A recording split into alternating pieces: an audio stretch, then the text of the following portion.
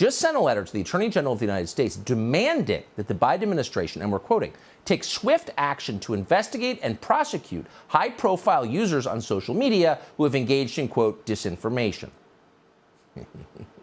You hate to always invoke the German government of 80 years ago, but what else is that? That's totalitarian. They're saying if you disagree with what we're doing, people with guns should come and take you away. Now, you'd think someone in the media would point out, wow, we can't have that in the United States where people are free to believe what they want and to talk about it in public and to ask questions. In fact, they should be encouraged to. But the media don't say anything like that. They're joining with the Children's Hospital Association, the AMA, to call for more censorship at gunpoint. Watch.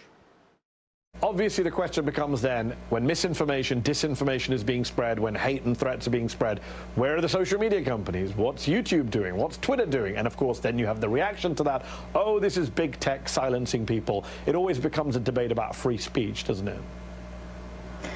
Yeah, it does. Last week, Twitter suspended Libs of TikTok, specifically for the policy against the promotion of threats, violence, and harassment. So great job, right?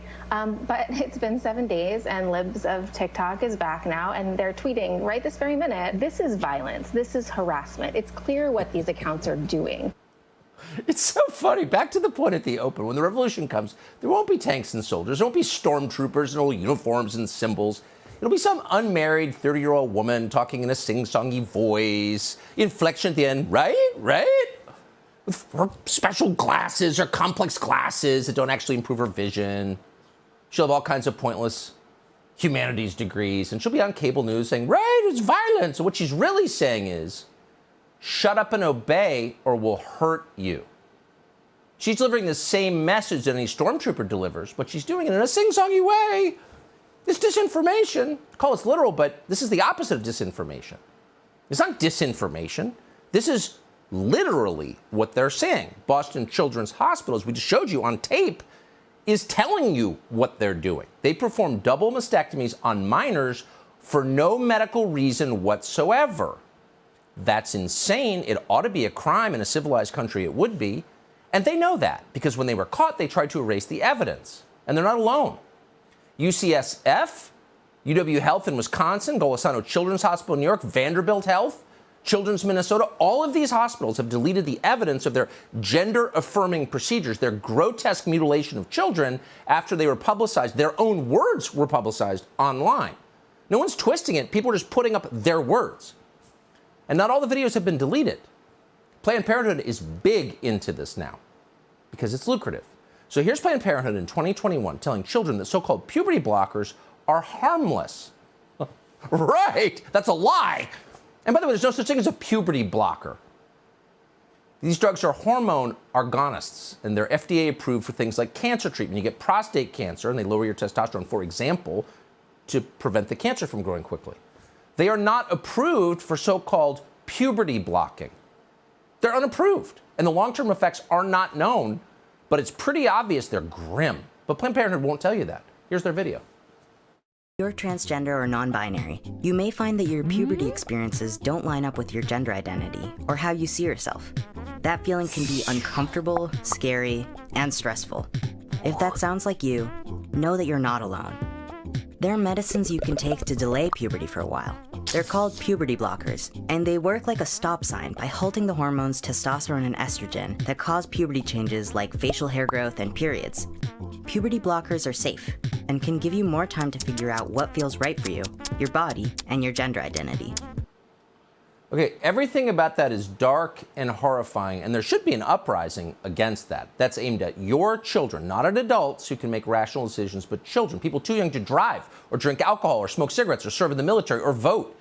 People who are not, we have agreed as a group, capable of making rational adult decisions. And that's aimed at them. It's propaganda aimed at them, and it's a lie. Puberty blockers are safe. They are absolutely not safe. You can't delay puberty without damaging severely the bodies of young children. The FDA just identified several, quote, clinically serious cases of side effects after these drugs were recklessly administered to children by lunatic ideologues. The FDA found a, quote, plausible association between the use of puberty blockers and something called intracranial hypertension. Ooh, you want that for your 13-year-old? According to the Mayo Clinic, that condition can cause brain swelling, double vision, severe headaches, permanent vision loss. No, it's brain damage. Brain damage. Oh, great. Okay. On top of that, the European Journal of Endocrinology, among many other publications, has found that so-called puberty blockers often cause, quote, decreased bone density, which is associated with a high risk of osteoporosis. And there are other permanent side effects as well. We don't even know the scope of them because this has never been tested longitudinally, ever. But the effects are very obvious, and if you poke around on the internet for about 4 minutes, you will see them. One teenage girl just uploaded a video showing the effects of 5 years of puberty blockers on her. Watch this. When I talk about being too far gone, I don't really know what else to call it. This is what I mean. This is how deep my voice is. It's gotten deeper over time, and it's settled. This is what I mean by hair loss. And it just keeps getting worse. It keeps thinning. It keeps receding backwards. You know, and I'm not exactly sure that's coming back. Those are the main things when I talk about being androgenized to a point of no return. This is what happens when you give a woman testosterone. This is for 5 years. This is what happens. Yeah, that's what happens. That and a lot of other things. That's what they're telling you is gender affirming? No, it's mutilation, it's grotesque, it's destroying people's lives, children's lives. We made a documentary on this for Tucker Carlson Originals, so we spoke to a lot of people who had endured similar torture. The testosterone kind of had this effect on me where with every step that I took, it would feel good for a short amount of time, but then eventually it's like those same feelings come back up. There's the initial euphoria that you go through. I changed my gender and everything's going to be wonderful. It was euphoric. I was like, the feeling I had when I started living as a man was I was free. I was finally who I should have been all along. But that euphoria was short-lived. My mental health just got worse. My ability to socialize just got worse. I felt so disconnected from myself. I started using like drugs and alcohol as a crutch, and I was just a total disaster. And the effects of the testosterone on my mental health specifically just made everything 10 million times worse. I had bought into the lie. And it almost took my life. It's just awful. And every person who's participating in this, in their moments of clarity, knows that 10 years from now, there will be thousands of vocal victims of this moment of true craziness and hysteria that has gripped our country. People's lives are being destroyed right before us. Most adults are too cowardly to say a word about it. And the Democratic Party is actively doing all it can to promote this, to protect hospitals that are mutilating and destroying the lives of children. In the state of California, always a bellwether, a legislator called Scott Wiener has just sponsored legislation to make California a so-called sanctuary state for kids who want to mutilate their own bodies, to castrate themselves. Scott Wiener, really? Is he a good father? Would you trust this guy within 500 yards of a child? Probably not. Gavin Newsom just signed the bill, of course. So what's the point here? It's certainly not to protect children. It's not protecting them. Any parent will tell you, if you want to protect children, you tell them to take a deep breath and reach adulthood and then make rational decisions about how to live their lives.